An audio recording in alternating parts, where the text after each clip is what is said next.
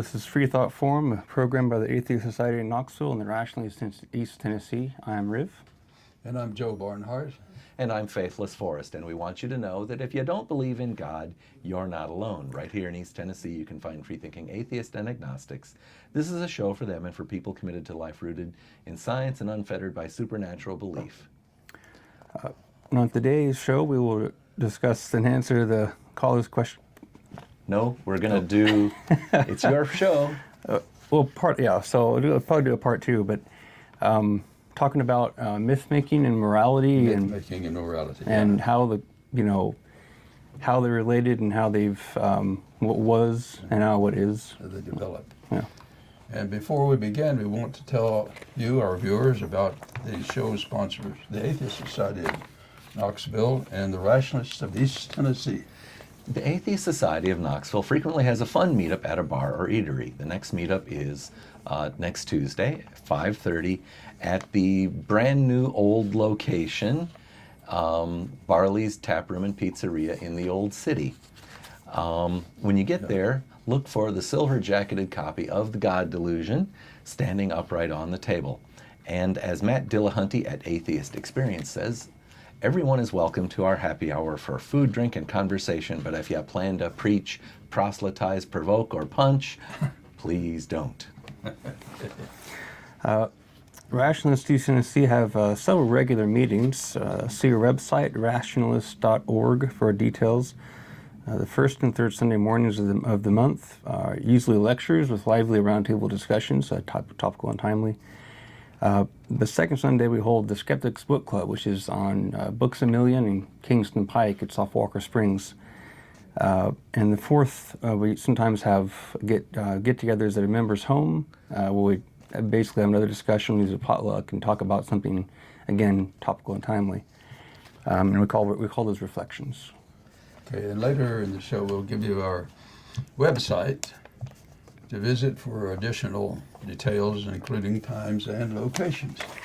Alrighty, so in the news, Rev, you wanted to speak about something. All right, well, something recently just came upon my email here this recently, and I found out that the founder and president of Remote Area Medical, his name was Stan Brock, he passed away just today, and I'll just read you the small little blurb here. It says, Remote Area Medical was saddened to announce the death of Stan Brock, who was 82. He distinguished founder and president. Mr. Brock, who passed away on Wednesday, August 29th, pioneered the use of mobile medical clinics to deliver healthcare services to people in remote, isolated, and underserved communities around the globe. During Mr. Brock's 33-year tenure with RAM, more than 740,000 people attended his clinics to receive free dental, vision, and medical services. All more than 120, provided more than 120,000 dedicated volunteers. Without Mr. Brock, RAM would have not been able to prevent pain and alleviate suffering for so many people. While Mr. Brock's death is a great loss to the organization, they will continue championing his legacy for caring for those in need. He built a strong organization led by a dedicated 12-member board of directors, 34 staff members, tens of thousands of volunteers and donors. Together, they will continue to fulfill the mission that he set for so many years ago in the jungle of Guyana. So, Riv, you have been one of these volunteers, have you not? Well, I wasn't going to mention it. I did once, and I enjoyed it. And what kind of tasks did they have you doing? They put you into specialties. So if you really go in there without any kind of medical experience, then you can help with usually helping people with eyewear and I guess the optometry area. But of course, if you have records, if you have time as a dental, they'll put you wherever you have talents. The point being, though, is that you don't, although they call themselves Remote Area Medical, you don't have to be a doctor to volunteer. Right. And in fact, I know many people in the non-belief community who have volunteered with them. I think it was kind of an effort spearheaded by the Sunday Assembly group. Were you volunteering as part of the Sunday Assembly group? That might have where I first heard about it. Yeah. And I know especially that they were, they had received secondhand glasses that they were processing. I assume they were doing some sort of measurement and categorization of them so that they would know what they have on hand for needy persons. Right. And the one at least I was at, it was pretty intricate. What they would do is, I was, in my case, having no formal training in the medical field, I was helping with optometry. So I would sit there and help measure glasses alignments. People look to the, forget the apparatus, but you scan it and you take a mark and you pass it along and they do something with it. I assume it has to do with mechanically adjusting the glasses for Right. correct interpupil distance and Right. things like that. And so to that level, they, considering it was all something volunteer-based, it was fairly involved, and they wanted to make sure that people were comfortable as best they could afford, and they were passing out waters to everyone, and and there wasn't any talk that I recall of any religious really overtone. It was just people being people, trying to help people. Human beings helping other human beings. Yeah. And that's, So our topic is what now? Okay. Well, Riv's had the idea for today's program, and the slide says modern myth making. Right. I'll have to follow one another time to expand upon it more with slides and more visuals, but some things I thought of were how contemporary forms of media, and I'll include going back to maybe 100 years ago, I think tell they make a better case for how to live in society and be right by people and live more fruitfully and healthily. When you say they, meaning modern myths. Right. Our myths are improving. Yes. Our myth making is improving. Right, and not only that, but if you even break it down to pre-Gutenberg press, because there's often this false correlation that was made. You see it all the time in apologetics, of if it wasn't for XYZ religion, you wouldn't have developed the modern world, and you wouldn't have writing and everything. Okay, well that's the equivalent of saying, if it wasn't for oxygen, we wouldn't be able to. Well, of course, there's oxygen in everything. It's contextual to the time.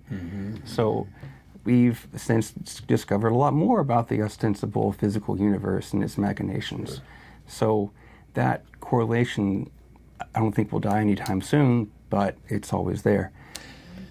But I can't help but say that, well, that same reasoning would say, well, without religion, would we then have had world wars and genocide? Right. It enables that. Right. If you're going to say, because this preceded, the things that followed are the result of, well, you got to take the bad with the good. If it wasn't for bipedals, but even given what it is, right?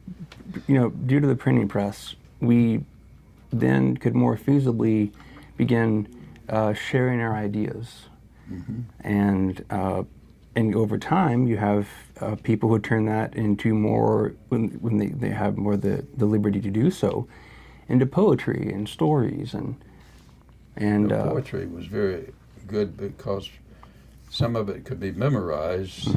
That's before we had electricity, and people had to have a way to communicate and to remember and to pass it on.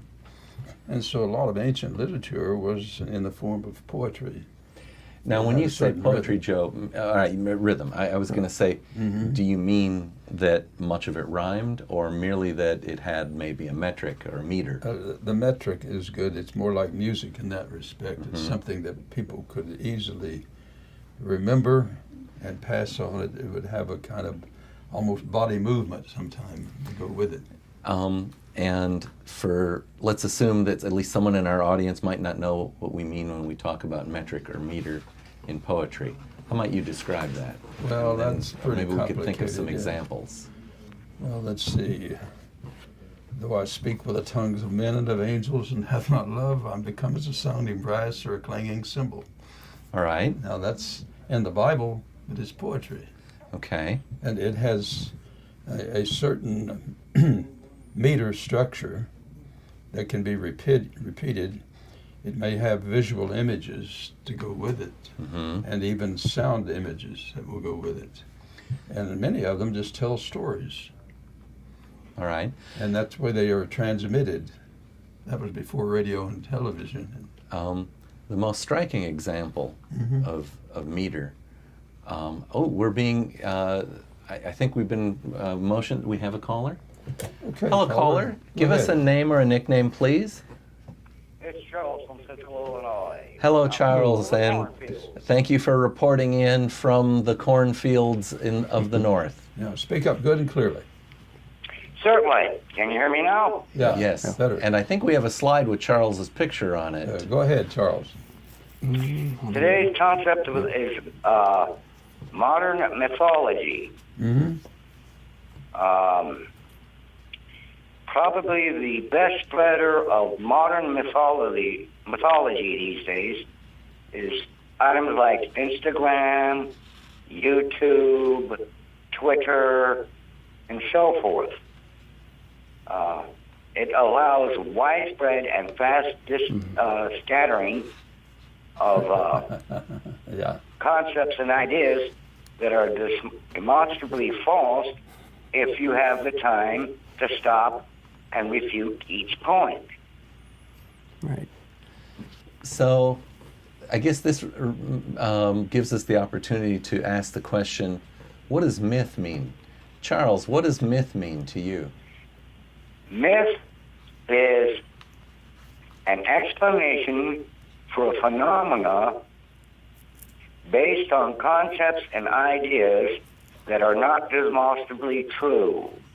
For instance, once upon a time, everybody thought things like leprosy and rabies and diseases were caused by invisible evil spirits. And now we have information that is like germs, bacteria, and viruses.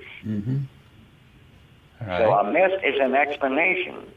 And if it matches up with one's personal belief system, you get confirmation bias, and it becomes harder to get rid of. So you get a more naturalistic explanation rather than a supernaturalistic. And I think we got a slide with a dictionary definition of myth. I'm hoping that our camera operator can find our myth slide. Okay. And while he looks for that, Rev, what do you think myth means? Well, I think I was going to add to that Good. and say that it is I think maybe a derivation from a legend, given status over time, which is just passed around to the point to where details get, long game of telephone. And, an A becomes a larger A, or a rock becomes a mountain. And that's one of the nice things, interesting thing about the Norse mythology is that there's all these different accounts for the characteristics of characters in the tales. And to a point, I can't speak for everyone, but I think that's kind of a point of beauty, a fascination that you can embellish and still maintain the spirit of what they've been trying to get at the whole time.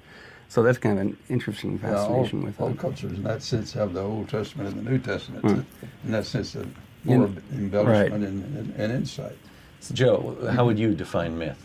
If you were teaching a class and someone asked you, To define myth, myth. well, it's an attempt to tell a story, to try to make some sense out of your life, and it's not scientific information, but you have to have a story to relate to and to communicate so that you can identify with other people to have a common story. And that common story helps bind you together. So every culture has a binding. Okay, so it's a story that has kind of a purpose, a social purpose. Yeah, sounds very good. Yeah. Well, we found a dictionary definition here. I'll read it. A traditional story, especially one concerning the early history of a people or explaining some natural or social phenomena, and typically involving supernatural beings or events.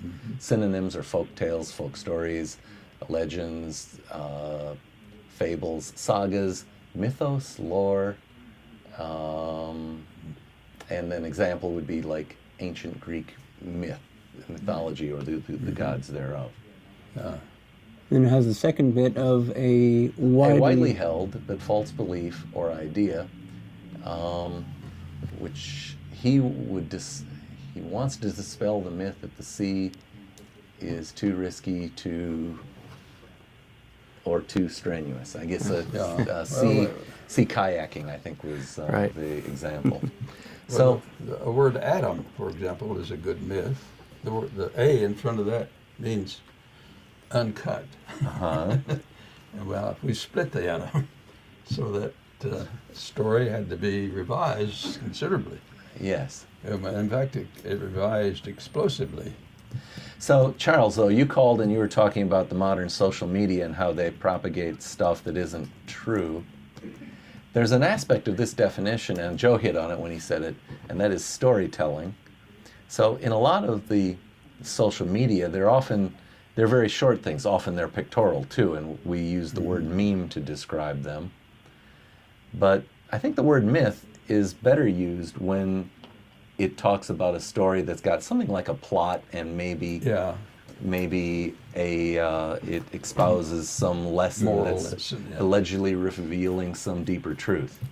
Are you okay with that definition too, Charles? That is the explanation for spider webs. Alrighty, I'll bite. What's the explanation for spider webs? Okay, Arachna was a wonderful mortal weaver of unparalleled skill. And Athena challenged her. All right, I was going to say of Greek tradition, right? Right, Greek tradition. Yeah. Athena challenged her to weave a story about the gods, and she would better it. Athena would better it because she's a goddess. And Arachnia was just a human. And unfortunately, Arachnia won because some of the gods judged her better. And in her anger at her defeat, Athena changed Arachnia into spiders. And so now we know why spiders weave those things that they do. Well, one of my favorite myths from boyhood goes with his faithful Indian companion Tonto, the daring, resourceful masked rider of the plains, led the fight for law and order in the bloody, rugged West. Returned with us now to those thrilling days of yesteryear. Yeah, well, I remember looking that up. There is a man that he was based on. His name was Sam Bass. And believe it or not, he was what we now call Afro-American. And, but you will never find that anywhere on the Lone Ranger pages. No, you're not. In fact, they pretty much Well, wiped out the black cowboys and so forth from modern mythological history, a lot as I of call them start with history and then they elaborate. I think the story of Jesus Christ is a good example. It started with a historical Jesus, and they gradually became Jesus the Christ, the Messiah, and then a supernatural being, which the original Jesus would not have accepted, that he was a supernatural being. The same thing happened to Julius Caesar. Exactly.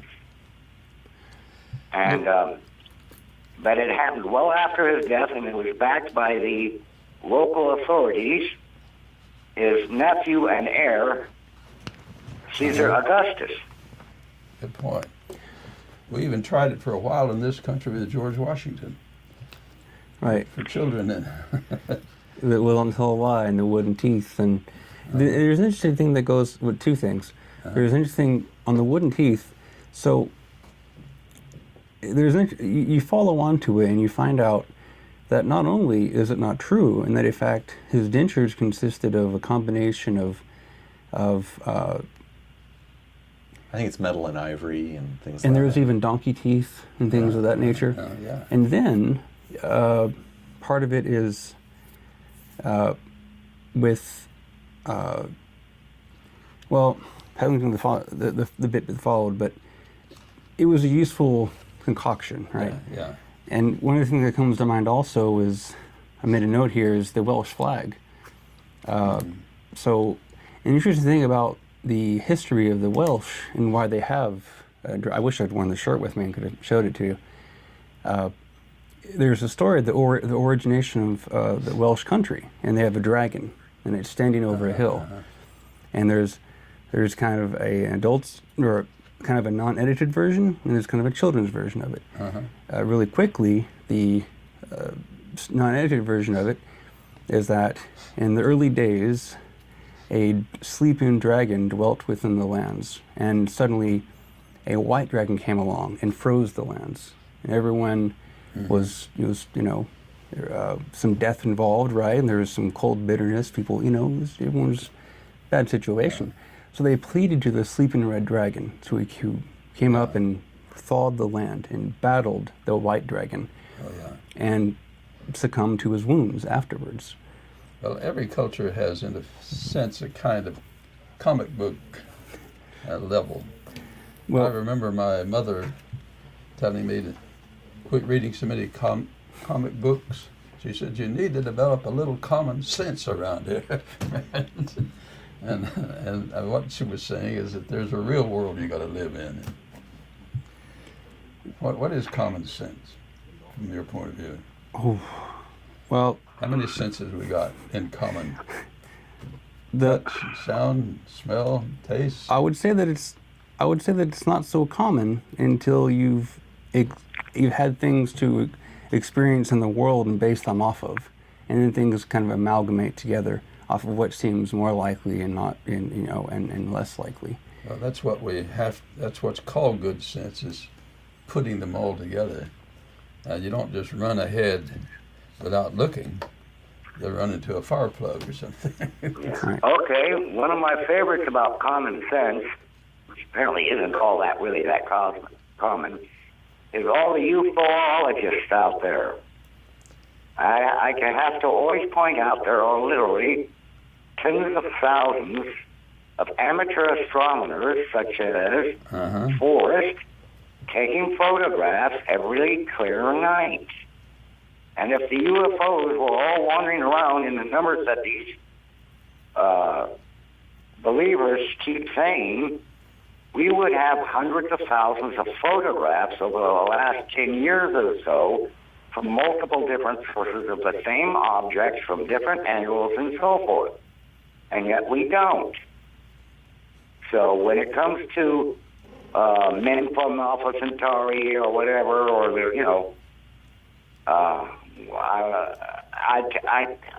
I don't see it happening because we simply don't have that many different photographs of the same object from different angles from all these amateur astronomers. Well, that's what common sense is, trying to put all these sensations together. And that means critical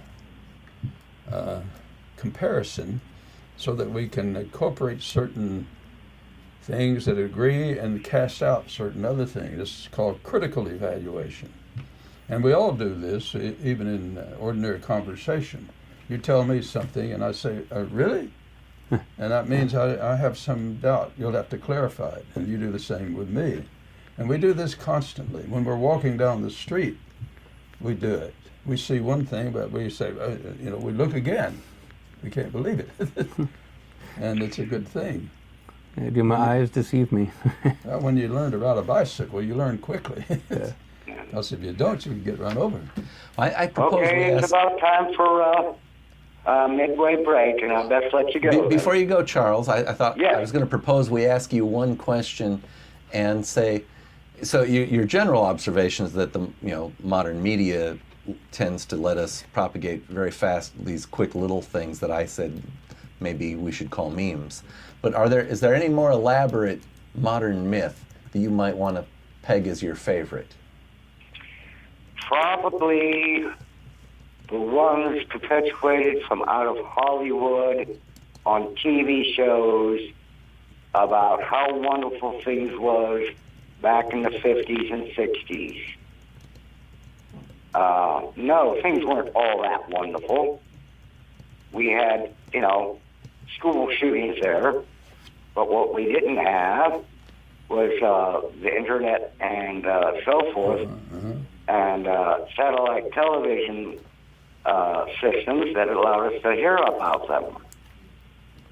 So one of my favorite myths that I keep seeing coming out of, especially due to the South, is how wonderful the South was when it still had slavery, and how glorious their culture was.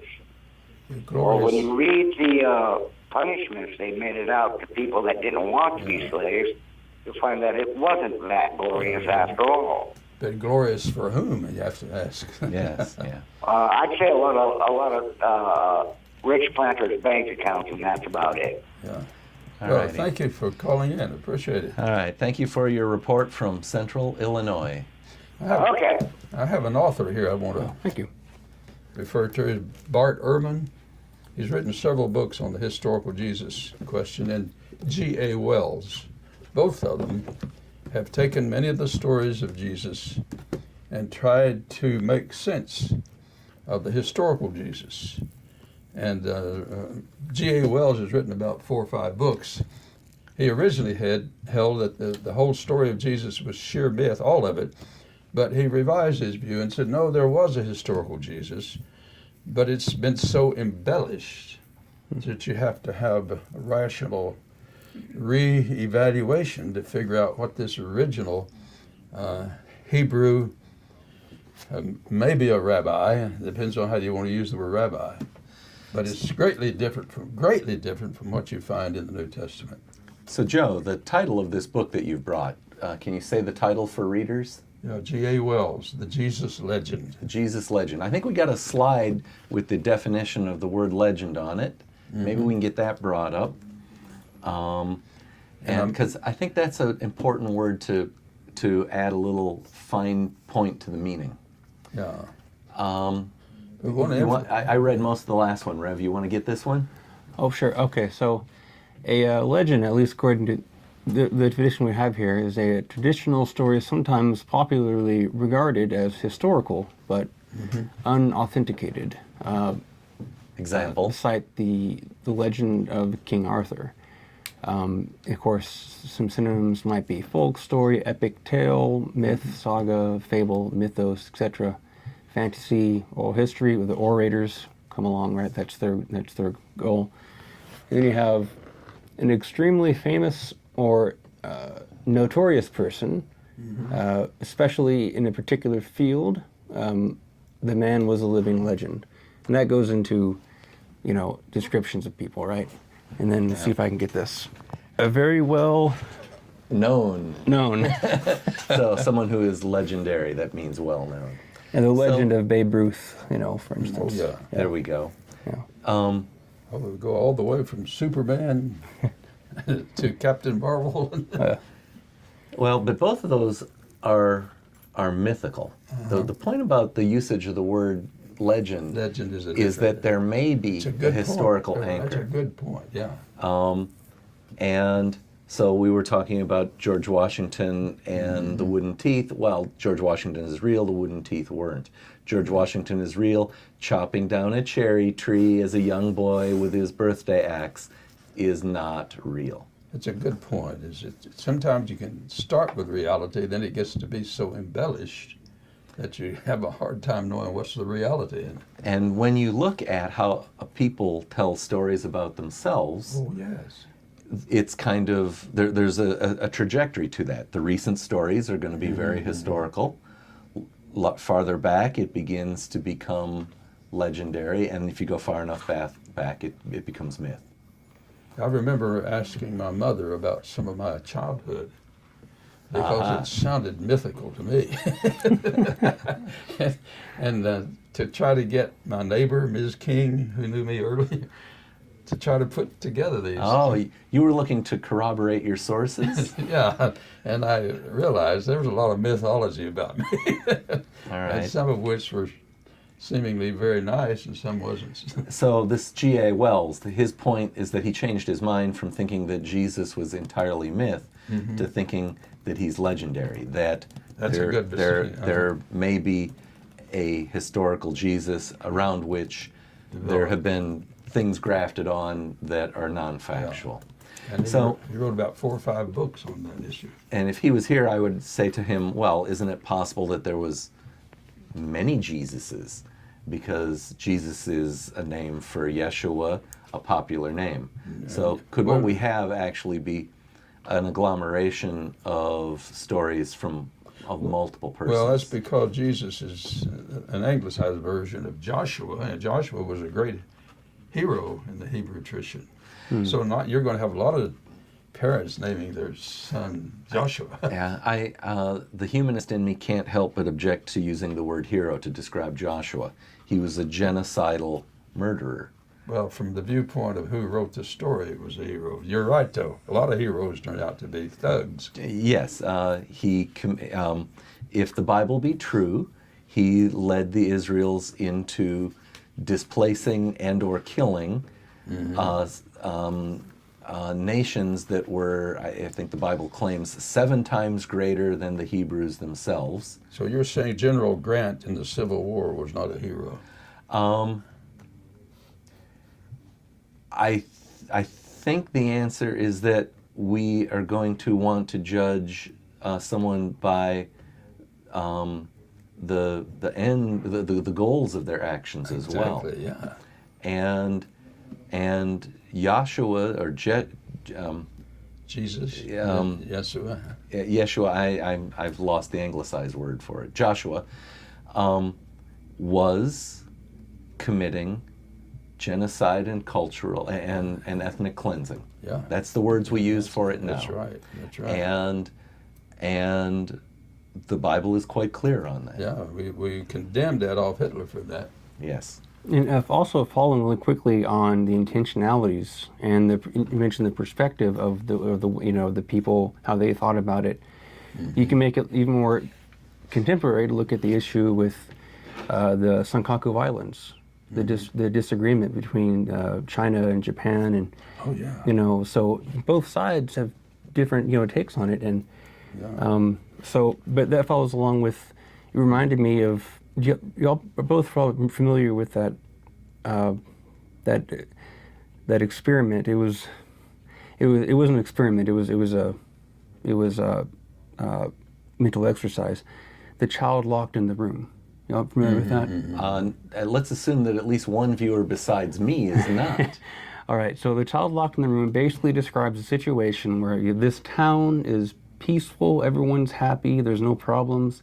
The only condition for that, inexplicably, is that this one child has to be kept locked in the basement or in a wall or something very uncomfortable otherwise.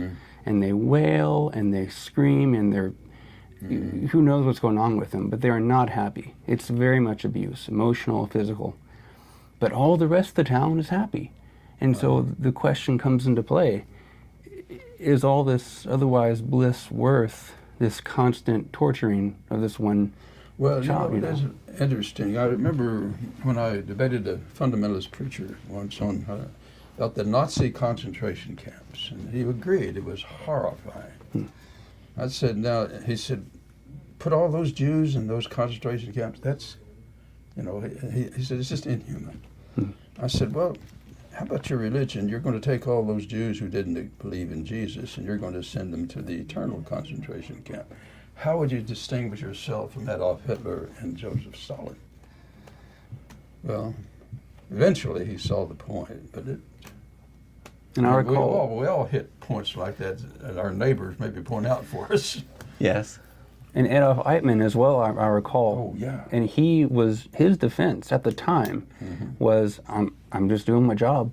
Now, later on, I think it was that he had more of a thought on it. But the original defense was, I'm just doing what I'm told, which is Passing the buck to somebody else. which is an interesting commentary on societal structures themselves. But that just comes to mind when we were making perspectives of the perspective of the Kids child do versus, this. you know. If you do something wrong as a kid and you get corrected, you say, well, so-and-so was doing it. You say, it's the same. What aboutism? We see that a lot in the news from certain individuals who tend to think that it's some kind of justification. But we're about 20 minutes left in the show. So go ahead. So it's time we do the mid-program break. All right. And you've got number one there. I do. All right. So if you're just joining us, In case you are just tuning right. in. In case you're just tuning in, this is Freethought Forum, a program by the Atheist Society of Knoxville and the Rationalists of East Tennessee. Freethought Forum is funded jointly by them and by individual contributions. Okay. And we have moved. This is our new regular time every Wednesday from 6:30 to 7:30 p.m. Eastern Time in Knoxville Community Television.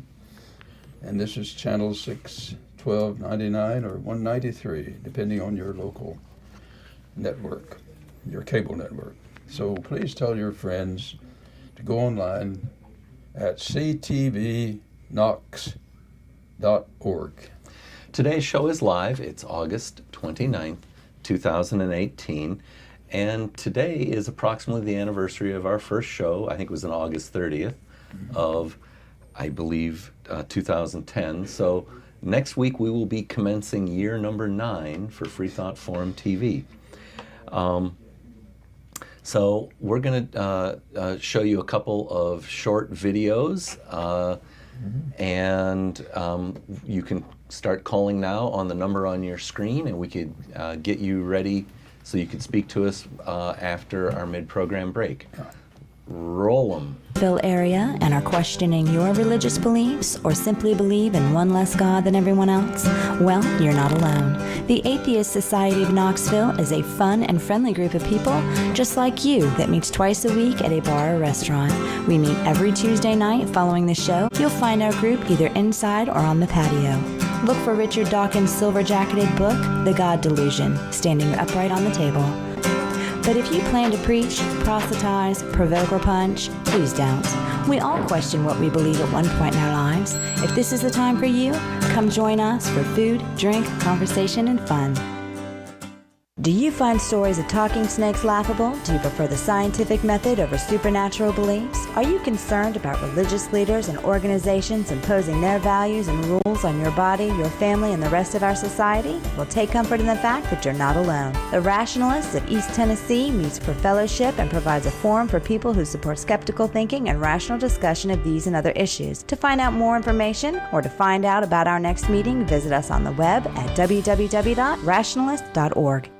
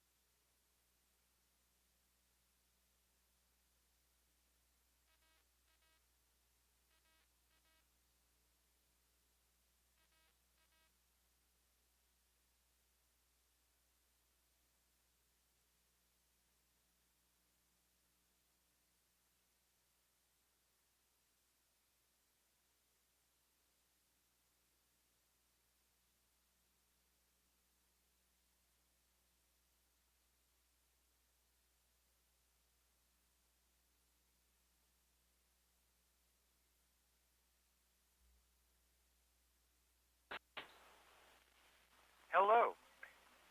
A caller would work just fine. Okay, I'm speaking up right now. Anyway, you mentioned something earlier that about myth and social media. You know, I think he was talking about that, false information coming out that just become mythological, maybe conspiracy theories on the social media and Twitter and all of that. You remember mentioning that? Well, as a matter of fact, our president agrees with you. He notes that when he Googles himself or he Googles Trump news, that the stories that come back are all fake news.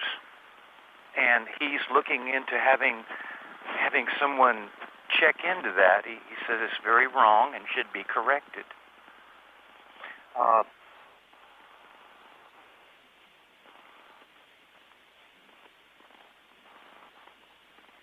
This. Yeah. They can well, correct each other. So caller, Yes. the subject today though is something like modern myth making. Yes. When we say that phrase, what might you think of? Modern myth-making. I guess it would be anything where something exaggerates and grows and grows. For example, like say politicians are often exaggerating their, let's say, the number of billions of dollars that they have, or how many porn stars they have not had sex with, and it becomes a truth, being repeated over and over again. As a matter of fact, in the news, this is a religious question I was wondering about your opinion on, a religious news question. There was a group of evangelists that met with our president, and our president told them that he had abolished the Johnson Act and encouraged them to have their congregations vote Republican, and if they didn't, and if the Republicans did not win in the midterms, that there would be a violent reaction. There would be violence. And that There's all seems like kinds So caller, for the separation. benefit of viewers who might not know what the Johnson Amendment is, could you summarize that? Yeah, Johnson Amendment was done by Lyndon during the term of Lyndon Johnson, and that is where if you are a tax-exempt organization, that you should be working for the well-being of everybody and not just a political party or something like that. So under that amendment, if you're wanting to retain your tax-free status, if you're wanting to have people send in love offerings and emergency offerings and cash and all that, that if you did not want that money to be taxed, then you were not allowed to either condemn or endorse any political candidates. I believe that's been abused quite often, but since now we have so much land that the churches are buying up simply because they do not have to pay property taxes. The Johnson group was trying to say, let's not forget our First Amendment of church-state separation. And that if you're going to have news, you don't propagate just one religion. So caller, how do the opponents of the Johnson Amendment paint it? Why do they say that it's a bad thing for them? Mm-hmm. I assume that they think that they should be able to make money off of the government and steer the government too.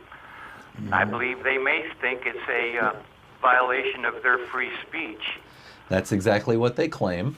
But of course, they have the complete right to endorse candidates so long as they don't ask for the special privilege of not paying taxes like the rest of us do. Precisely. So in reality, what they're asking for is special privilege when... Well, they would like to have their sacrificial cracker and eat it too.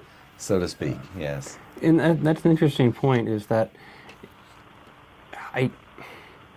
the part of me that wants to really dive into the nuance of it and think, how is it being framed? And, Well, and the whole thing about it is, now see, we can go through the history of it and all that, but what we have happening is our president talking to a bunch of televangelists. The conversation was recorded, and he said that he had gotten rid of the Johnson Act, and for them to go back to their congregations and to tell their congregations to vote Republican in the midterm. there's all kinds of legality problems with that. So I was wondering what your opinion might be on that particular situation. For example, talking about myth, it may be proposing of a myth that the Johnson Act isn't in effect anymore, or the myth that he got rid of it. The Johnson Act is legislation, and a president can't undo legislation at his own whim. Well, one way to deal with myth is to have open speech, so that if I tell something that you think is a myth, then you're free to say, did you notice that your fourth point, Joe, is contradictory or something like that, and help me to get out of my mythology. Maybe engage in Socratic dialogue. Yeah, exactly. But caller, what I was fishing for is, do you have a modern myth about which you have enthusiasm? I don't think you have enthusiasm about the alleged disappearance of the Johnson Amendment. Is there a modern myth of which I have enthusiasm? Yes. Not really. I mean, I'm a deist. I don't really have. I don't participate in mythological ideas and. But we can recognize that they're myth and have enthusiasm about it. I think that's possible, isn't it? As long as you know it's a myth, yeah. Okay. Yeah, you can have a myth and. Okay. So how do you feel about Star Trek? Actually, Star Trek number 2 on my list. I would go with Firefly, Serenity. All right. Well, novels are a good example. That's not a myth, though. That's a story that I embrace the storyline of. That I enjoy the storyline. So I brought up Star Trek because I think I admired Gene Roddenberry's myth making. And contemporary, or about that same time, is another television show that I admire as well. And it's the Rod Serling show, whose name won't come to me, The Twilight Zone. Yeah. There are a lot of nice little stories there. There would be, one episode long, but they might involve something that was fantastical. But they were entertaining stories. With a moral sometimes. Yes. That were relevant for modern social issues. So often he was painting pictures of post-nuclear war scenarios and making people ponder the consequences of the then much hotter Cold War. Yeah. Right. There are good novels that are a lot of fiction, but at the same time they give you a lot of insight psychologically and socially, so that even though it's a novel, you learn from it. You get insight and even encouragement. Well, here you have a situation where you are enjoying these myths and realize that they're mythological. Exactly. But have you no suggestion for these people that believe in these conspiracies that there's pedophile rings that are being maintained by Tom Hanks and such as that? Well, I actually have some thoughts really quickly on that. Is that the first part of it is that there seems a point where it's hit or miss, where you're going to be able to break through to someone, even if you do nothing but ask questions. There seems to be hit or miss whether they'll entertain it and think about it honestly. And then past that, I think, is the point of relating to someone why it is they thought that in the first place. And no, it goes beyond that. It's getting to be bat guano crazy. I mean, where these people are thinking that these pedophile rings have little submarines that they're taking away the kids, and they're taking the kids to Mars. Yeah, That they actually have. I say Alex give. Jones says that they have camps on Mars where they have holding little kids. I can't help but think that he must damage their cause quite a bit. But Yeah. But at the same time, people who run with some of the stories and act upon them, case in point, we're talking about speech and being able to, basically engage in a civil discourse. Now, you run into some problems, say, when you get into the area of, I don't mention the name. We have problems when you get in the area of these people voting. Well, like Mr. Trump wants them to do.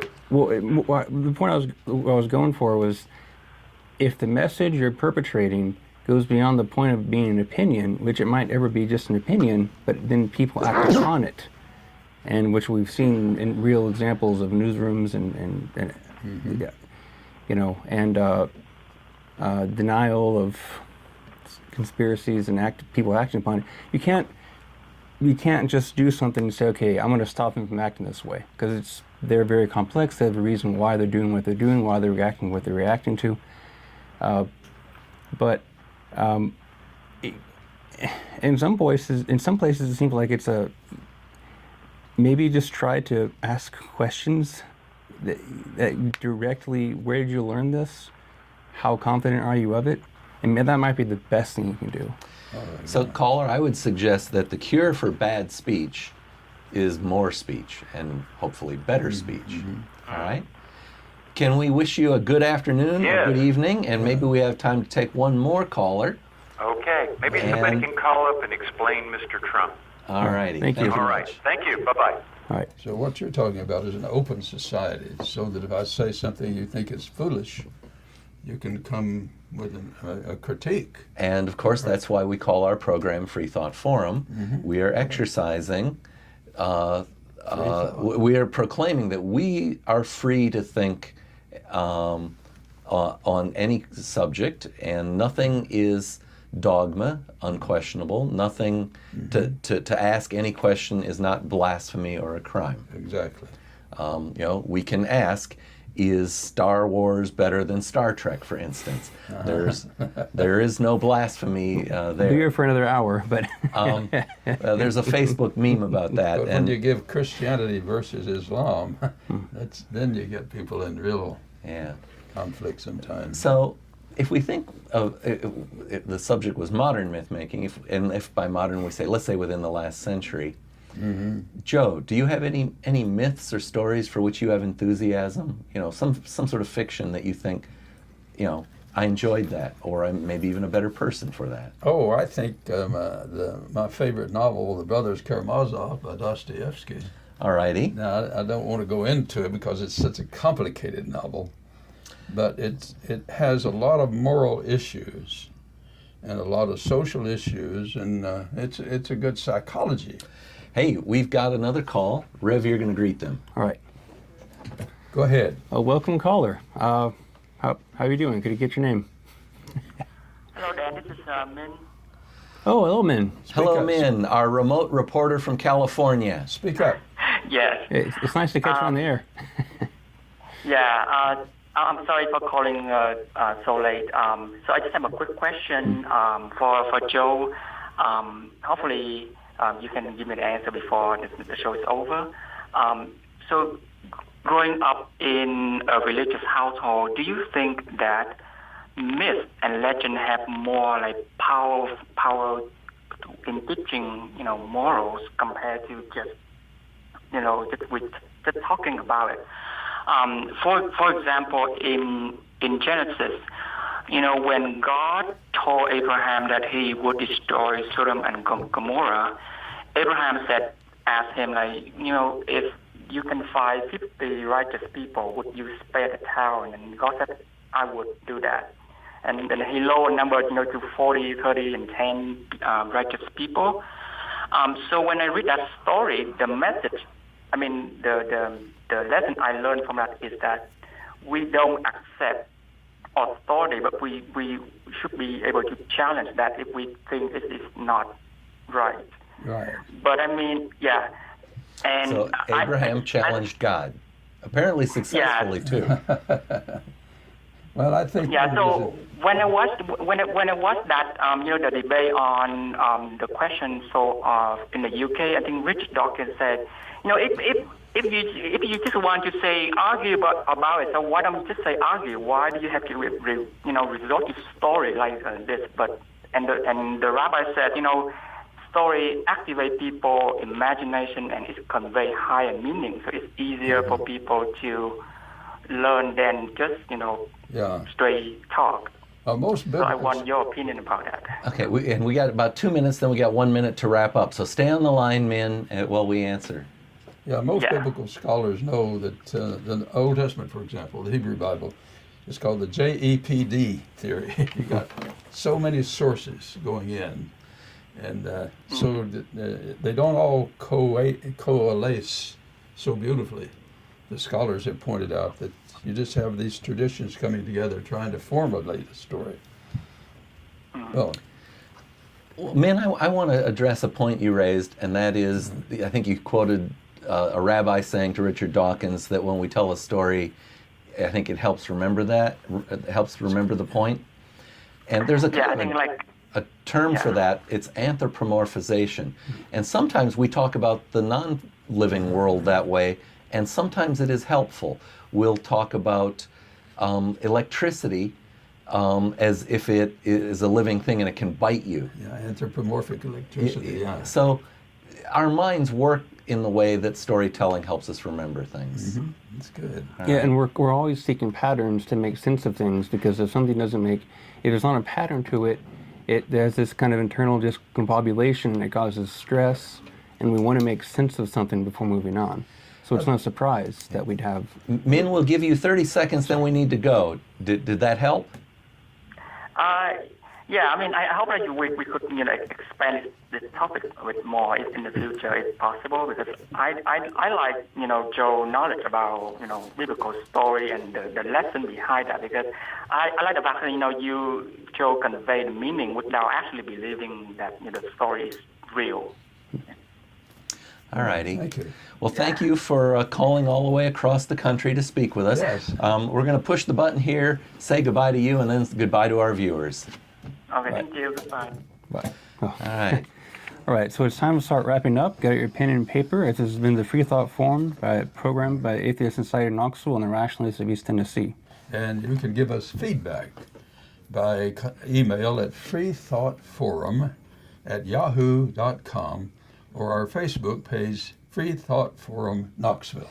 You and your friends can see this show on Wednesday evenings from 6:30 to 7:30 Eastern Time, and tell your out-of-town friends to view us at ctvknox.org. And we would like to thank Sam and Nathan. Nathan's running the camera today. and Faithless Forest and so forth for technical support and staff members and so forth.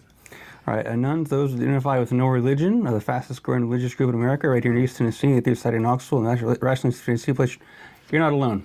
If you don't believe in God, you're not alone.